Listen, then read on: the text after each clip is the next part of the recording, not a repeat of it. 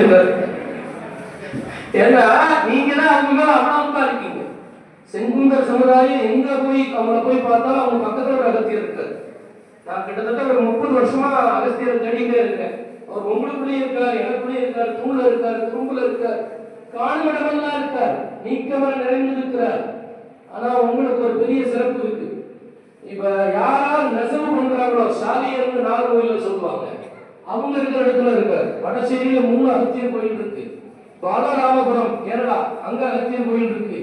புளியங்குடி சிந்தாமணி அங்க அகத்தியர் கோயில் இருக்கு. தஞ்சாவூர் பகுதியில எல்லா சிவாலயத்திலையும் அகத்தியர் இருக்கிறார். தட்சிணாமூர்த்தி பக்கத்துல இருக்கிறார்.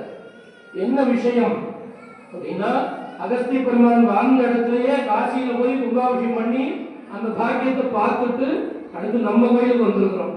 அதனால இது இவருடைய ஒரு விளையாடல், இவருடைய அபார ஒரு கருணை. இவர் இல்லைன்னா நமக்கு அகத்தியருடைய சிந்தனையா வந்திருக்காரு. அகஸ்திய பெருமானுடைய சிந்தனையா அடியனுக்கு வந்து மண்டையில வந்து புகட்டி புகட்டி கொடுத்த ஒரு கோயில் இந்த கோயில். அற்புதமான இந்த கோயில்ல நித்திய பூஜை, நைமித்திக பூஜை, காமிய பூஜை எல்லாம் வெகு சிறப்பாகவே முன்னோர்கள் தொட்டு நமக்கு செய்யறதுக்கு ஒரு பாக்கியம் கிடைச்சது. அந்த காலத்துல திருநெல்வேலி கௌரிசங்கரனார் நிறைய வந்து உற்சவத்துல கொடியேற்று இடங்களெல்லாம் சிறப்பா பண்ணி கொடுப்பார். அதே காலத்துல திருச்செந்தூர் குமார் பெற்றவர்கள் சண்முகமூர்த்தி கொண்டு வந்திருக்கிறார். முருகப்பெருமான் வேறு, இவர் வேறு இல்ல. முருகப்பெருமானுடைய ஒரு அம்சம் இவர். இன்னைக்கு கோடி மக்கள் வருஷத்துக்கு திருச்செந்தூருக்கு வந்துட்டு போறாங்க.